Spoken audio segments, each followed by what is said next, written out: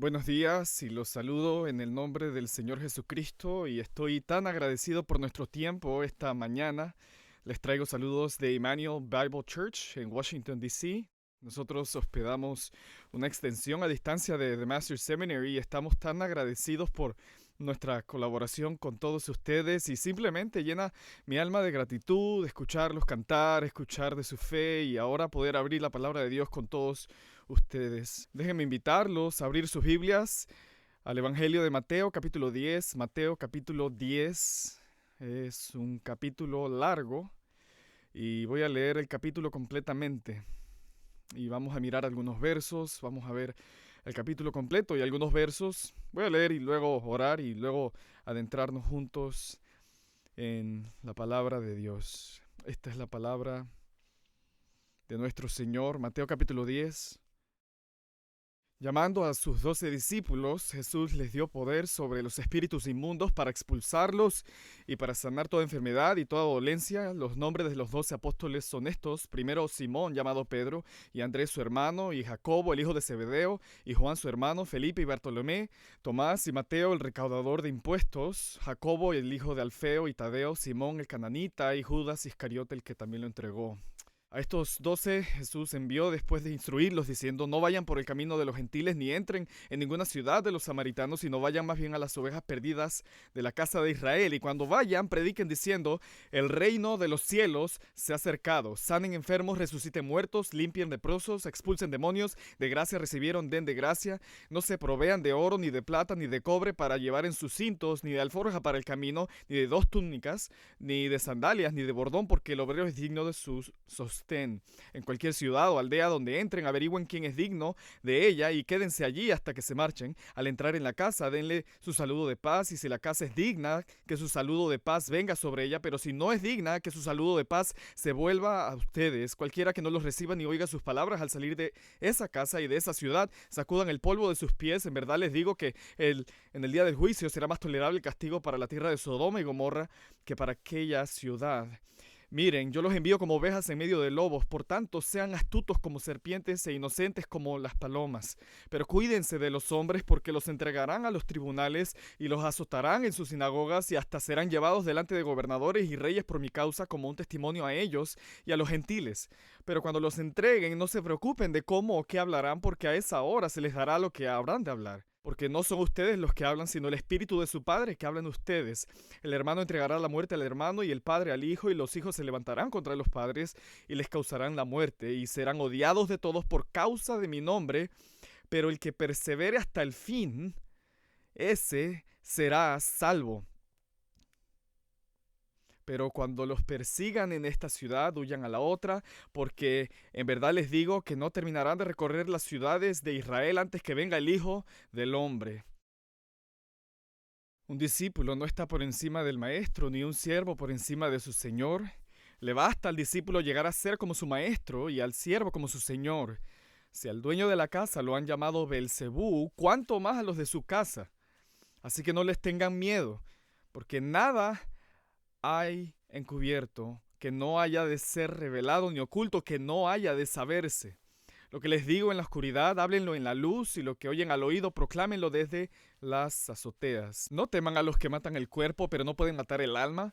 Más bien teman a aquel que puede hacer perecer tanto el alma como el cuerpo en el infierno. No se venden 2 pajarillos por una monedita, sin embargo, ni uno de ellos caerá a tierra sin permitirlo el Padre, y hasta los cabellos de las cabezas de ustedes están todos contados. Así que no teman, ustedes valen más que muchos pajarillos. Por tanto, todo el que me confiese delante de los hombres, yo también le confesaré delante de mi Padre que está en los cielos. Pero cualquiera que me niegue delante de los hombres, yo también lo negaré delante de mi Padre que está en los cielos. No piensen que vine para traer paz a la tierra, no vine a traer paz, sino espada. Porque vine a poner al hombre contra su padre, a la hija contra su madre y a la nuera contra su suegra. Y los enemigos del hombre serán los de su misma casa. El que ama al padre o a la madre más que a mí no es digno de mí, y el que ama al hijo o a la hija más que a mí no es digno de mí. Y el que no toma su cruz y sigue en pos de mí no es digno de mí. El que ha hallado su vida la perderá, y el que ha perdido su vida por mi causa la hallará. El que los recibe a ustedes me recibe a mí. Y el que me recibe a mí, recibe al que me envió. El que recibe a un profeta como profeta, recibirá recompensa de profeta, y el que recibe a un justo como justo, recibirá recompensa de justo. Y cualquiera que como discípulo dé a beber, aunque solo sea un vaso de agua fría a uno de estos pequeños, en verdad les digo que no perderá su recompensa. Esta es la palabra de Dios. Señor, oramos que tu Espíritu nos ministre ahora, para que tu Espíritu aplique lo que acabamos de leer en nuestro corazón, que nos motive, que nos fortalezca, que nos convenza de pecado y en últimas que nos conforme a la imagen de Cristo. Oramos que seamos fortalecidos por estas palabras como maná para el alma. Que tú nos motives ahora para hacer la obra que tu Hijo nos ha mandado hacer. Lo oramos en su nombre. Amén. De acuerdo a Open Doors International, cada día 13 cristianos alrededor del mundo son asesinados por su fe. Open Doors es una buena organización porque distingue entre, ya sabes, gente que es matada por otros crímenes tontos, tal vez, ya sabes, por no pagar impuestos o lo que sea, y gente que es asesinada porque en realidad son creyentes. Ellos dicen que cada día 12 cristianos o edificaciones de iglesias son atacados. Cada día 12 cristianos son arrestados injustamente o encarcelados. Otros 5 son secuestrados y ese es un promedio a lo largo del año. Esto depende obviamente de cada país. Corea del Norte, un país en donde los cristianos solían huir a China, tiene fronteras más o menos cerradas desde el COVID y es un lugar en el que ocurren muchos de estos martirios. Algeria es un país que antes del COVID tenía 50 iglesias, estima Open Doors, edificios que tenían cruces sobre ellas y eran edificados como iglesias donde iba la gente, pero ahora después del COVID tienen 3. En la India, los impuestos sobre los edificios de las iglesias son la norma. Suelen ser incendiados. La iglesia de la que soy pastor apoya a varios misioneros en la India, a muchos de los cuales les quemaron el edificio de la iglesia y hemos adoptado la estrategia de reconstruirlos frente a las comisarías de policía. Algunos de nuestros misioneros incluso bromean diciendo que deberíamos haberlos construido frente a las estaciones de bomberos. Pero en la India no es el gobierno el que las quema, sino las multitudes de manifestantes. En China, por otro lado, tienen una nueva ley posterior al COVID que exige que las iglesias en casa tengan un cartel bien visible que diga amo al Partido Comunista, amo al país, amo la religión. China utiliza activamente software de reconocimiento facial para rastrear a las personas que van a las iglesias y pueden hacer ingeniería inversa. Cuando identifican una iglesia que no cumple con muchas cosas, pueden retroceder cuanto quieran en la grabación e identificar a todas las personas que estaban adorando allí, cuanto quieran, varios meses. Libia solía ser un lugar al cual huían los cristianos de países fronterizos como Algeria, Sudán y Túnez. Ahora no hay leyes. Irak es un país que solía tener una población floreciente de cristianos al norte. Casi cada una de esas iglesias ha sido destruidas en los últimos 3 años. La mayoría de ellos, dicen los pastores allí, que las iglesias han sido destruidas por drones turcos, drones que vuelan desde el ejército turco. Se supone que están apuntando a terroristas, bueno, bombardean edificios donde ven cruces. Bután es una nación que tiene una amplia libertad religiosa, dicen que tiene libertad religiosa. Su página de Wikipedia dice que tienen libertad religiosa y sin embargo los cristianos son perseguidos allí. Ellos dicen, damos libertad religiosa a cualquier religión excepto a las que entierran a los muertos, es decir, los cristianos. En Bután dirían que no persiguen a los cristianos. No les gustan los hindúes, pero esta gente es muy abierta, odian a los hindúes y asocian a los cristianos con los hindúes. Los cristianos son golpeados regularmente allí. Esta es una epidemia global y por supuesto no es nueva. Y la historia de la iglesia está llena con estas historias de mártires y de martirios. Lady Jane Grey, por supuesto, tenía 16 años cuando su primo le usurpó el trono. María la Sangrienta ofreció perdonarle la vida a Lady Jane si tan solo tomaba la misa, y estoy seguro de que conoces muy bien la historia. Fue atrapada por una criada en su casa y la criada en su casa hizo una venia frente al anfitrión. Lady Jane Grey se negó a inclinarse ante el anfitrión. Fue convocada ante María, quien le preguntó, ¿por qué no te inclinas ante quien nos creó a todos? Lady Jane Grey supuestamente respondió, ¿cómo puede ser él que nos creó a todos si fue creado por el panadero? Se le dio una última oportunidad, vio cómo le cortaban la cabeza a su marido y se le dio la última oportunidad de retractarse antes de correr la misma suerte. Desde una torre de Londres hasta Bután, Mateo 10 lo une todo. No hay persecución que le suceda a la iglesia que toma por sorpresa al Señor. El Señor nos envía para ser perseguidos. Ese es el punto principal de Mateo capítulo 10. El Señor envía a su pueblo a ser perseguido. Mateo 10 es la sección más larga en la Biblia acerca de la persecución. Es la enseñanza más exhaustiva de la Biblia sobre la persecución. Es la más completa. Te lleva desde cuando Jesús identifica a sus discípulos por nombre hasta enviarlos al campo misionero para ser perseguidos. Él lo dice 2 o 3 veces. Ustedes van a ser perseguidos. Y termina con las recompensas que los creyentes perseguidos reciben por resistir la persecución. A lo largo del capítulo está marcado por representaciones de quienes te persiguen, todos, desde las casas que rechazan tus palabras hasta los líderes de la sinagoga que te azotan, hasta los agentes gubernamentales que te llevan a juicio y los miembros de tu familia que hacen todo desde confrontarte hasta rechazarte, y al final de Mateo 10, por supuesto, te entregan a las autoridades. A lo largo de todo eso, Jesús dice que no debes preocuparte por lo que se supone que debes decir durante ese periodo de tiempo, lo cual definitivamente es fácil decirlo antes que hacerlo. Jesús dice, te estoy enviando, serás perseguido y condenado a muerte. Por cierto, no te preocupes por eso. No sé si Jesús sería un consejero bíblico bueno o malo. Se dice más sobre la persecución en Mateo 10 que en cualquier otro lugar. Antes de sumergirnos en las escrituras, una nota rápida, obviamente, en Los Ángeles, California, The Master's Seminary es un seminario internacional. Hay muchos de ustedes aquí que van a regresar a países a donde la persecución es real y evidente. Y por supuesto, la persecución para los creyentes estadounidenses también es real, pero es diferente a esto. Digo, la persecución para los creyentes en Estados Unidos ocurre más o menos en el ámbito familiar, ocasionalmente en el ámbito gubernamental, como durante COVID, a menudo en los ámbitos de simplemente ser ignorados para ascensos laborales. Digo, si no vas al desfile del orgullo LGBT, no te ascienden y ya sabes. Digo, eso es una forma de persecución. Y no sirve de nada decirle a una persona que no puede tener un ascenso en su trabajo porque no usará la bandera arcoíris. Oye, hermano, no te preocupes, al menos no estás en Chad. La realidad es que la persecución marca a los creyentes en todas partes, incluso en nuestro país. Volviendo a Mateo 10, oro para que nuestros próximos minutos juntos ayuden a aquellos que ministran en California y en Camboya. Y Mateo 10 comienza con la declaración de que Jesús conoce a sus discípulos. Él nombra a los 12 que envía por nombre. Él sabe lo que les va a pasar, él sabe quién se derrumbará bajo la persecución, él sabe que Judas lo va a traicionar. Dice eso en el verso 4. Él conoce a aquellos a quienes está enviando. Y esa es una verdad que atraviesa el tiempo hasta nosotros ahora. Cuando Jesús dice que nos envía como ovejas en medio de lobos, está enviando no a un ejército indefinido de personas que lo siguen, sino individuos a quienes Él conoce, a quienes ha elegido desde antes de la fundación del mundo, a quienes ha nombrado y a quienes ha prometido recompensar con un nuevo nombre en el cielo. Esos son los versículos 1 al 4, versículos del 5 al 15. Él dice, ustedes saldrán y encontrarán respuestas mixtas.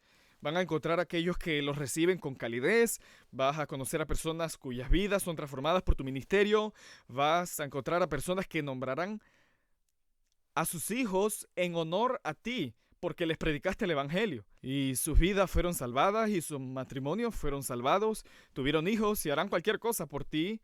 Ustedes tendrán esas respuestas. Jesús lo entiende. La gente va a intentar darte dinero, dice en este pasaje, te van a adorar, te van a recibir, te van a alimentar y te van a abrir sus corazones y vidas. Y sus vidas van a ser unidas a la tuya. Y luego está el otro tipo de respuesta. La gente te rechazará, te expulsarán, no te recibirán, rechazarán tus palabras. Y es interesante leer comentarios al respecto. Algunos comentarios minimizan eso. Digo, oye, simplemente están rechazando tus palabras. Pero si estás en el ministerio pastoral y de predicación, sabes que eso es lo peor posible. Oh, me gusta, simplemente no soporto cómo hablas. Rechazarán tus palabras y te expulsarán, dice Jesús. Ahora, sabemos que las verdades de este pasaje no se limitan a los 12. Este es un pasaje telescópico. Este pasaje, Mateo 10, incluye realmente toda la historia de la iglesia. La era de la iglesia se extiende más allá de los 12, porque los 12 salieron y no fueron arrestados.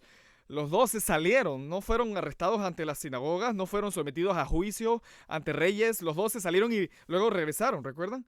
Regocijándose, estaban asombrados de que incluso los demonios se les sometían, estaban emocionados. Él los va a enviar de nuevo, esta vez con los 70, y entonces comienzas a ver estos rechazos otra vez. Él los envía de nuevo y nuevamente, cortesía de los ángeles en el libro de los Hechos, ahí es donde empiezas a ver que esto sucede cada vez más. Pero incluso en medio de este capítulo, captaste la frase, el Hijo del Hombre va a volver al final de este periodo de tiempo. Esto va a ser la verdad que encapsula toda la era de la iglesia hasta que Jesús regrese. Y al decir eso se refiere a nosotros. Él nos está enviando. Y ese rechazo, algunas personas simplemente rechazarán tus palabras, rechazarán tu vida, el Señor sabe, el Señor los castigará. Si miras hacia abajo en el versículo 15, será más tolerable para Sodoma y Gomorra que para aquellos que rechazan la predicación de la palabra de Dios. El Señor sabe lo que sucede a la gente, Él sabe quién ha sido rechazado. No hay palabras que caen, dijo Samuel, y eso es cierto. Cada palabra que sale de la boca de un evangelista, el Señor la oye. El Señor sabe, dará fruto, el Señor guardará esas palabras y Él vengará su rechazo. En la mitad del capítulo es a lo que quiero llamar tu atención, en particular el versículo 16. Hay 3 animales descritos en el versículo 16. Los creyentes, especialmente evangelistas, misioneros y pastores, son comparados con 3 animales diferentes. Estos animales realmente unen todo el capítulo, la mitad del capítulo. No encuentro un quiasmo debajo de cada roca, pero sí encuentro uno en este zoológico de mascotas justo aquí. Aquí hay 3 animales con los que Jesús nos compara. Primero nos compara con ovejas en el versículo 16. Los estoy enviando como ovejas. Ahora, eso no es algo halagador. Ustedes saben eso. La oveja no está destinada a ser vista como un animal a que la gente aspira a ser igual. Como, hoy me gustaría ser una oveja cuando crezca. Puedes aspirar a ser un león, quizás, pero no una oveja. Sabemos que David era un pastor. Eso no está diseñado para elevar nuestros pensamientos sobre David. Está diseñado para humillar a David y a nosotros. Las ovejas son criaturas sin sentido, son buenas para ser sacrificadas, son buenas para ser comidas, son buenas para ser engañadas. Esas son 3 cosas para las que las ovejas son buenas, no es mucho más. Están indefensas, completamente indefensas. No pueden escapar, no pueden defenderse, no pueden morder. ¿Alguna vez te ha mordido una oveja? Digo, sus narices no las dejan. Apenas pueden sacar los dientes, apenas pueden comer. ¿Sabes? Te muerde una oveja y te la sacudes. No puede darte una patada, sus piernitas apenas se levantan del suelo. Pueden golpearte con la cabeza con mucho impulso, supongo, pero no son difíciles de evitar. Sin embargo, digo, corren hacia ti, pero no giran muy bien. El único mecanismo de defensa de una oveja es huir. Pasé mi año sabático que acaba de terminar por la gracia de Dios, por ese tiempo tan encantador. Pasé gran parte de él en Nueva Zelanda. Me familiaricé ahí con las ovejas y la gente dice que hay más ovejas allí que personas y eso es cierto. Y es divertido reírse de ellas. Nevó una vez mientras estaba allí como un pie de nieve y se podían ver todas las ovejas con un pie de nieve en sus espaldas. No podían ni siquiera moverse para salir de la nieve. Vi pastores entrenando perros ovejeros. De hecho, ellos enseñan a los perros pastores ciertos comandos para ir a buscar a las ovejas. Y le pregunté a un pastor, ¿qué sucede si las ovejas aprenden los comandos? ¿Pueden anticipar a lo que está haciendo el perro? Y el pastor dijo, ¿alguna vez has conocido una oveja?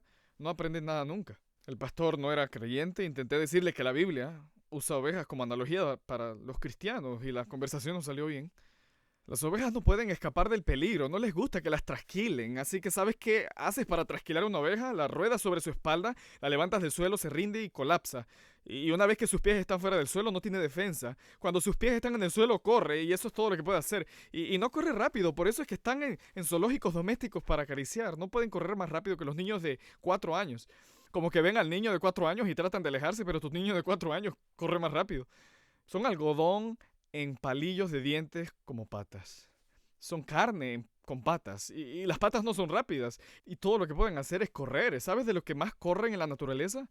De las moscas. Algunas ovejas correrán hasta la muerte para escapar de las moscas, porque las moscas ponen huevos en sus ojos y en sus orejas y se quedarán ciegas y las moscas pueden matarlas. Y así que entran en pánico y corren y los pastores tienen que enviar a los perros que vayan a buscarlas. Es todo un drama. Y puede que esto no te suene familiar. Estoy seguro de que la imagen general de las ovejas te suena familiar, pero las personas a las que Jesús está hablando le saben que es una oveja. Y así que regresa a ese mundo cuando Jesús dice, los envío como ovejas, las ovejas son reconocidas por una cosa, por ser indefensas.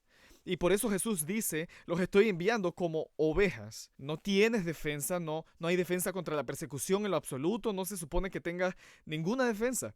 La única defensa de una oveja es el pastor. Eso es todo. Y así que Jesús dice, los estoy enviando para ser perseguidos. Él dice en realidad en el versículo 16, los envío como ovejas en medio de lobos. Bueno, esa es una estrategia.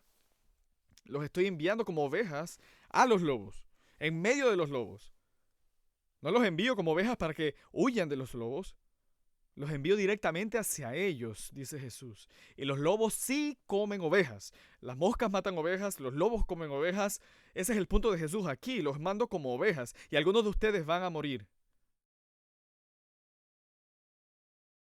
A menudo se dice que los cristianos tienen un complejo de persecución, que nos alarmamos por cada cambio cultural, entramos en pánico, como, oh no, todas las iglesias van a ser demandadas por bodas gay, todos vamos a morir. Y los cristianos son hipocondríacos de la persecución, porque somos ovejas. Y sí, entramos en pánico por todo, corremos de las sombras porque somos ovejas. Y no sirve de nada decirle a una oveja que está huyendo de un lobo, hey, hay 1000 ovejas y un lobo, ¿cuántas crees que realmente se va a comer? Él no puede atraparlos a todos ustedes, así que sean valientes, ovejas. No, solo porque no todas las ovejas van a morir no significa que los lobos no coman ovejas. Eso es lo que hacen los lobos, ellos comen ovejas y Jesús nos envía como ovejas en medio de lobos. El segundo animal al que nos compara es una serpiente. Sé sabio como las serpientes. Y eso es una combinación extraña con una oveja. Las serpientes no tienen muchas características notables aparte del engaño, son impredecibles, no tienen sentido. Ellas fingen ir hacia la izquierda y van hacia la derecha todo el tiempo. No sabes hacia dónde se dirige una serpiente. Ellas te engañan con sus movimientos. Las serpientes están asociadas con la mentira en la Biblia y eso tiene sentido porque si una serpiente te dijera la verdad no la creerías. Las serpientes son maestras del disfraz. Como dije, sus movimientos no tienen sentido. Las serpientes representan al diablo, al dragón, la serpiente, la mentira, todo eso representan en la escritura. Pero las serpientes también representan la sabiduría. Las serpientes representan una astucia santificada. William Hendrickson escribe en este pasaje, cita, la agudeza recomendada aquí implica conocimiento de la naturaleza de nuestro entorno, circunspección, sentido común santificado. Amo esa frase. Sentido común santificado, sabiduría para hacer lo correcto en el momento correcto y en el lugar correcto, de la manera correcta y en un esfuerzo serio por descubrir siempre la mejor manera de alcanzar los objetivos más importantes. Esa es una serpiente. Astucia santificada, sentido común santificado. La casa de Slytherin tiene algo de bondad después de todo. Mi casa en el norte de Virginia tiene una cabaña en mi patio trasero que las serpientes utilizan como tú utilizarías un refrigerador. Van allí para tomar un tentempié, no tengo que cerrarlo porque casi siempre hay 6 u 8 serpientes negras enrolladas ahí, mis hijos las acarician. Intentan fingir que son serpientes de cascabel. Cuando ven a mis hijos acercarse, se enrollan y agitan sus colas y hojas para sonar como una serpiente de cascabel. Son una serpiente negra de 6 pies. No parece en absoluto una serpiente de cascabel. No engaña a nadie. Una vez vi una serpiente enroscada en la viga de mi cabaña. Miro en las vigas y entro porque normalmente hay avispas allí en mis vigas. Y en esta ocasión particular la serpiente está enrollada alrededor de una viga y hay avispas arrastrándose por encima de ella. Se está enrollando alrededor del nido de las avispas. Y las avispas están caminando sobre ella. Y observé esto durante 20 segundos. No llegué ni a los 21. Y no la estaban picando. No tengo ni idea cómo. Simplemente estaba allí colgando y las avispas estaban pasando por encima de ella y no la estaban picando. Eso es lo que Jesús tiene en mente. Él nos está enviando como ovejas entre lobos, pero también somos como serpientes. Tenemos que tener la habilidad de salir de problemas. Si vamos a estar rodeados de avispas, tenemos que descubrir cómo hacerlo sin que nos piquen todo el tiempo.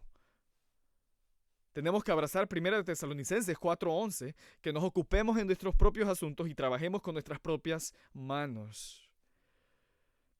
Eso requiere sabiduría. Mencioné anteriormente los desfiles del orgullo LGBT en la iglesia que pastoreo. Este es un problema muy común. La mayoría de las agencias gubernamentales requieren que las personas en cierto nivel de gestión, incluso en el ejército a cierto rango, deben asistir a una cierta cantidad de eventos cívicos cada mes y es un requisito de su trabajo. En junio, todos esos eventos tienen que ser eventos LGBT. Todos ellos, y así que todos los que alcanzan un cierto nivel en el FBI o en algunas posiciones militares o diplomáticas están obligados por su trabajo a ir a esos desfiles del orgullo gay. Y así que es un dilema muy común que las personas tienen que resolver. Y entonces un enfoque es, nos vemos en la corte, tontos, libertad religiosa. Y eso generalmente no resulta bien. Otro enfoque, probablemente es el más común con la gente a la que pastoreo, es reportarse enfermo en junio. Enviar a un suplente. Ya sabes, tengo un asistente que no es cristiano, a él no le importa que lo llamen para ir a un desfile. Lo enviaré a él y yo iré a una cita médica ese día. Es impresionante. Es como todas las citas médicas de ellos terminan siendo en junio. Y puedes navegar eso de cualquier manera que desees. No estoy poniendo uno por encima de otro. Hay diferentes enfoques, pero me parece que ese segundo enfoque podría ser más parecido al de una serpiente en un buen sentido, tratando de descifrar cómo enfrentar problemas de maneras que puedas vivir y luchar un día más.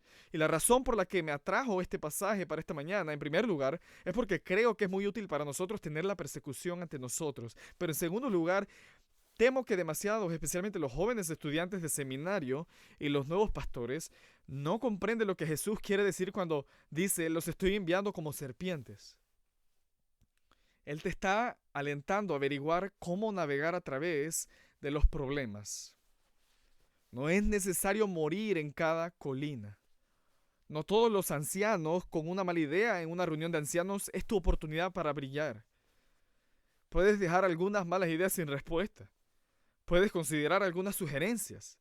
Puedes responder a ellas de una manera que no provoque un enfrentamiento. Puedes maniobrar entre tus ancianos y las personas de tu congregación, incluso con malas ideas, de una manera que no convierta todo en tu última opinión. Has escuchado decir, si mueres en cada colina, estás muerto en cada colina. Por supuesto. No hagas eso. Hay un complejo de martirio, creo, en muchos pastores jóvenes que van a ir a una iglesia y simplemente van a expresar su opinión en todo y luego se sorprenden cuando no funciona y cuando no le caen bien a nadie. Caer bien a alguien es de hecho una virtud en el ministerio pastoral. La amabilidad es una virtud. Hablar agradablemente es una virtud en este contexto. Eres enviado para ser sabio como una serpiente. Encuentra la manera de salirte de problemas. Y el tercer animal con el que Jesús te compara es una paloma. Ahora, eso debería tomarte por sorpresa. ¿Qué hace una paloma aquí? Bueno, las palomas representan la inocencia. Las palomas representan el habla directa. Las palomas representan la falta de astucia. Las palomas tampoco son defensivas, por cierto. No pueden defenderse. No son intimidantes. Si sales a tu cochera aquí en Los Ángeles y ves un montón de cuervos en tu auto, es posible que elijas usar un carro diferente. Si ves un montón de águilas, halcones o buitres en tu carro, definitivamente no vas a acercarte a ese carro. Si ves un montón de palomas, probablemente ni te des cuenta. Las palomas son inofensivas. Una vez hice una boda en Oxnard y me sentí realmente mal por esto. La novia y el novio querían tomar la cena del Señor en la boda y yo como que no quería. Digo, es en la playa, no es una iglesia, así que mejor no a tomar la cena. ¿Por qué no enciendes una vela o sueltas palomas o algo así? Y ellos dijeron, palomas, buena idea. Ellos soltaron las palomas, volaron. Era un seminarista que tenía palomas. Esto es algo que hacía para ganar dinero y las soltaron. Y las palomas volaron sobre la boda y luego dos halcones se lanzan y las atacan y luego hubo un montón de plumas, dos remolinos de plumas en el cielo sobre la boda. Solo plumas por todas partes. La cena pudo haber funcionado. Me siento mal por eso ahora. Todavía están casados, por la gracia de Dios. Las palomas tienen un discurso simple, directo, inocente. Tienen integridad, tienen honestidad, son amables, son claras, son directas, no son amenazantes. Y creo que Jesús empareja estos aquí con la serpiente porque es muy posible tergiversar la analogía de la serpiente y nunca encontrar una colina en la que morir. Es tan posible para alguien encontrar una forma de salir de cada problema de manera que nunca dan su opinión. Y eso también está mal. La persona que nunca encuentra una batalla que valga la pena pelear, tampoco está siendo fiel a Jesús. Jesús prohíbe el consentir con el mal. Si hay una salida de una situación, toma la salida de la situación. Pero no te salgas porque eres un cobarde. No busques una salida de una situación con discursos complicados. Algunas personas piensan que esa es la salida, dar una respuesta que no signifique nada o que calme a ambas partes con palabras confusas. Así que no habla de una paloma. Si el Señor te permite salir de un problema, sal de él. Pero no oscureciendo tu discurso, no oscureciendo tu verdad, no siendo hipócrita. Así es como esos tres animales funcionan en medio de este capítulo. Ahora, esta combinación no es intimidante. Si estás creando tu personaje de videojuego, no tomarías las fortalezas de la oveja, la serpiente y la paloma y las combinarías para la batalla. Ese personaje no va a sobrevivir ni a los créditos de apertura de ese videojuego, pero es lo que Jesús nos da. Y luego nos arroja con esas características directamente al ruedo en el versículo 17. Pero cuídense de los hombres, los lobos son hombres, porque los entregarán a los tribunales. Los tribunales ahí son un término religioso. Sé que en nuestro mundo americano lo asociamos con el gobierno, pero en el mundo judío es un término religioso. Los van a azotar en las sinagogas, van a ser perseguidos por sus líderes religiosos. Esa es la idea. Jesús lo dice de esta manera en Juan 16:2. Llegará el momento que quienes los persiguen pensarán que están sirviendo a Dios. Y esa es gran parte de la persecución a la que se enfrentan las iglesias. Esa persecución proviene de los líderes religiosos, líderes hindúes, líderes musulmanes, líderes de Bután. Sucede a la iglesia primitiva, son perseguidos por los líderes judíos. Pablo experimentó esto. La práctica judía común era azotarlos. Sucederá en la tribulación, cuando Israel se una al falso líder religioso y se vuelvan contra los creyentes.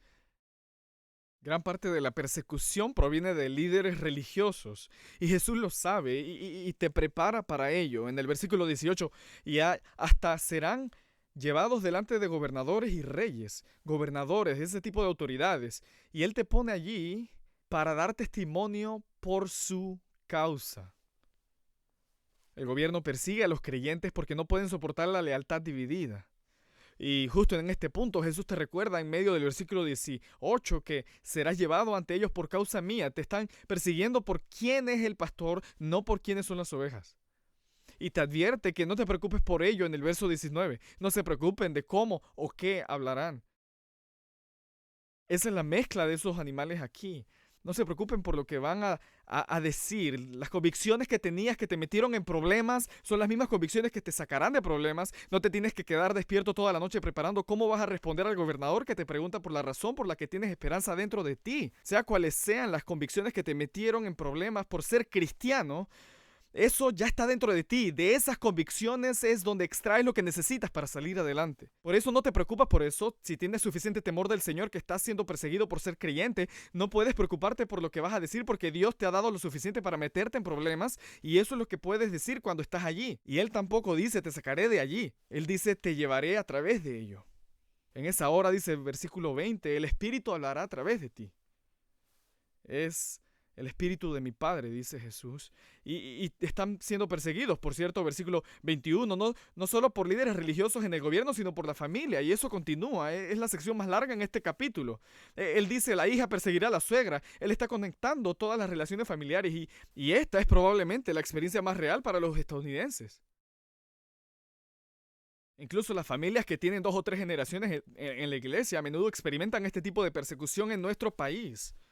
Los niños que dicen, si no me apoyas, no te quiero, y sabes, las relaciones familiares están separadas, los padres no apoyan mis decisiones pecaminosas, y no puedo, sabes, cenar con ellos, ese tipo de cosas. Y las familias realmente se ven obligadas a trazar líneas y elegir bandos. Y Jesús ve venir todo eso, y de nuevo nuestras mentes y nuestras conciencias son tan propensas a subestimar este tipo de persecución y decir, no estás siendo golpeado en algún tipo de cárcel coreana aquí, así que no es tan importante. Pero Jesús entiende las similitudes entre ellos y Él los pone todos juntos. Algunas personas son azotadas por líderes religiosos, algunas personas son arrojadas a la cárcel y algunas personas tienen hijos que ya no les hablan. Y se dirige a todos en el mismo párrafo. Sin embargo, al final él dice que está bien seguir activando las características de serpiente aquí en el verso 23. Si te persiguen y puedes escapar en el versículo 23, sal de la ciudad. Si te persiguen, corre, si puedes. Huye. Ve a otro lugar. No seas cobarde, pero tampoco seas tonto. Y de nuevo, ese equilibrio es tan difícil de entender para los jóvenes y es tan importante para un ministerio pastoral efectivo. No renuncies a tu pastorado para evitar conflictos, pero no te quedes en tu pastorado para perder tu vida. No seas cobarde, no seas tonto. Jesús dice, no tienes que pelear cada batalla. Verso 14, él dice antes, puedes irte, si no te reciben, ve a otro lugar. El tiempo está agotándose, es un mundo grande, no mucha gente conoce a Jesús, así que no te quedes de brazos cruzados en una esquina por mucho tiempo. Si no lo están recibiendo, vete. Versículo 16, sé una serpiente. Versículo 23, si tienes persecución ahí, ve a otro lugar. Al mismo tiempo, él también prohíbe la persecución y consentir con el mal. En el verso 16, él prohíbe el consentir al compararte con una paloma. En el verso 19, él prohíbe consentir con lo malo al decirte que no estés ansioso por ello. Del verso 26 al 33, no tengas miedo. Eso es lo repetido. Versículo 26 al 33, no tengan miedo, porque él va a cuidar de ti. Si te rechazan, sigue adelante, pero ten un poco de sordera sobre cómo salir de problemas sin preocupación y sin miedo. Y luego él repite, regresa en el verso 34, vuelve de nuevo a la familia. Les estoy diciendo, la espada va a venir a la casa. Los padres van a rechazar a sus hijos como si ya no fueran sus padres. Versículo 36, los enemigos del hombre serán los de su misma casa. La casa es el lugar donde se supone que debe haber tranquilidad, donde se supone que debe haber paz, donde se supone que debe haber alegría. Esa es la familia. Pero cuando el evangelio llega a la casa, puede dividir incluso el círculo interno. Y lo repite de nuevo. Y dice, no tengan miedo. Él lo enmarca en términos de ser digno de seguir a Cristo. El que no toma su cruz y sigue en pos de mí, no es digno de mí, dice Jesús. En otras palabras, esto es algo básico, debes entender esto desde el principio de tu ministerio. Vas a valorar a Cristo y apreciar el sufrimiento más que una cena feliz.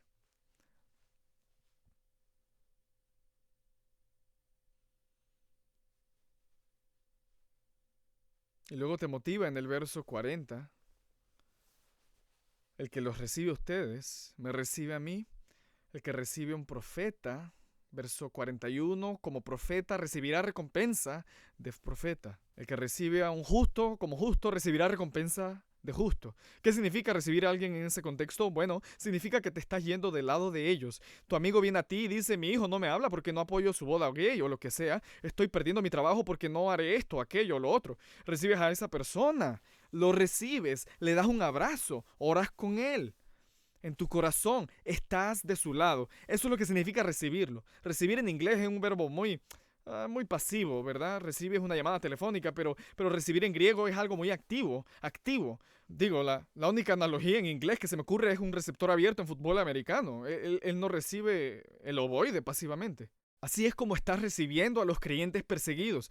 Estás como escalando cualquier obstáculo para abrazar a un creyente perseguido. Estás de su lado, en otras palabras, y eso se ve diferente en cada circunstancia, por supuesto que sí. El punto es que te pones del lado del creyente perseguido y cuando haces eso recibes su recompensa. Aunque sea algo tan pequeño como un vaso de agua. Y en griego no está en todas las traducciones al inglés, pero en griego es incluso un vaso de agua. Al final del versículo, al final del capítulo 10, incluso un vaso de agua fría. En otras palabras, algo tan pequeño como un vaso de agua fría y no puedes hacer menos para recibir a alguien que darles agua fría. Aquí te traje un vaso, lamento mucho que has perdido tu trabajo y que tu hijo esté tratando de matarte y tienes una audiencia en el juzgado mañana, ¿puedo ofrecerte un vaso de agua? Parece tan poco, pero muchas veces en ese momento eso es todo lo que puedes hacer. Y al hacer eso, estás recibiendo al Señor. Y el Señor dice que te recompensará. ¿Con qué te recompensará? Él no te da una lista de recompensas aquí en Mateo 10, pero lo hace en el resto del Nuevo Testamento. Te pones del lado de los creyentes perseguidos, recibes el árbol de la vida. Esa es la primera recompensa en Apocalipsis 2. No tienes segunda muerte, tienes acceso al maná oculto, el Señor te sustenta a ti, recibes una piedra blanca, obtienes un nuevo nombre que nadie conoce, gobiernas las naciones, reinarás como la estrella de la mañana sobre las naciones del mundo, estarás vestido de blanco, tu nombre no será borrado del libro de la vida, serás mantenido fuera de la hora de la prueba, serás un pilar en el templo de Dios, vas a vivir en la ciudad de Dios y te sentarás con Jesús en su trono, reinando sobre las naciones. Eso es lo que recibes. Eso debería ser una motivación lo suficientemente poderosa para impulsarte a través de cualquier obstáculo en el ministerio. Voy a anticiparme a una pregunta posterior. Esta es una persecución que viene del mundo y aún así la estás comparando con la persecución en el ministerio. ¿Cómo puede ser eso verdad? A lo que yo respondería, ¿has estado antes en el ministerio? No todo el que lleva tu uniforme está en tu equipo. Y aún así, eres llamado a ser sabio, tan sabio en cómo lidias con eso, tan indefenso, pero aún así tan honesto y directo. Dios, esta es una mezcla de mandamientos tan complicada, y aún así, el ancla de todo esto es que tú recompensarás a aquellos que estén contigo. Dios, ayúdanos a estar contigo.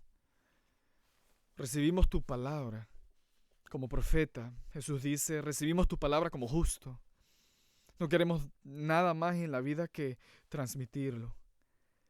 Así que Dios, te pedimos que nos motives, nos prepares, nos capacites para llevar las buenas nuevas de Jesucristo al mundo. Oramos por sabiduría, oramos por discernimiento. No queremos involucrarnos en las disputas de nuestro vecino. No queremos mover el lindero antiguo sin entender por qué está ahí. No queremos ser jueces apresurados. No queremos dar un veredicto antes de escuchar el otro lado. Necesitamos tu sabiduría para navegar incluso las decisiones básicas que tomaremos esta tarde. Señor, oramos para que nos concedas esa sabiduría. Sabemos que necesitamos valentía para ser indefensos. Y sabemos que necesitamos tu espíritu para impulsar nuestro discurso, para que hablemos clara y directamente. Danos sabiduría para identificar dónde todos esos puntos se conectan en cualquier situación en la que nos encontremos. Lo pedimos en el nombre de Jesús. Amén.